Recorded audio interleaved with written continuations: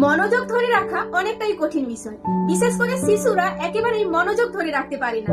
তাই নিয়মিত আপনার একটু যত্নের সঙ্গে পরীক্ষা শিশুর অনেকটাই মনোযোগ বাড়াতে সাহায্য করবে।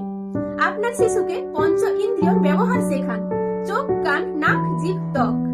শিশুকে দেখতে বলুন, তারপর জেনে নিন সে কোন 5টি জিনিস দেখলো। শিশুকে একসঙ্গে 3-4টে শব্দ শুনতে বলুন। শিশুকে 4টে জিনিস স্পর্শ করতে বলুন। শিশুকে পছন্দের 2টি খাবার দিন, একটিতে চোখ রেখে 2টো খাবারের ঘ্রাণ নিতে বলুন। এগুলো শিশুকে বর্তমান শেখায়। নিয়মিত চর্চায় মস্তিষ্কের কিছু স্নায়ুপথ সক্রিয় হয়ে ওঠে। এছাড়াও প্রতিদিন বিদ্যালয় থেকে বাড়ি ফেরার পর জিজ্ঞেস করুন কি কি হলো। ঘুমানোর আগে সারা দিনের হাইলাইটস জানুন। এছাড়াও শিশুকে হাতের লেখা চর্চা করতে দিন, ছবি আঁকতে দিন। একটি ঝুড়িতে নানান জিনিস রেখে দিন, কিছুটা সময় দেখতে দিন। তারপর চোখ বন্ধ করে বলতে বলুন ঝুড়িতে কি কি ছিল।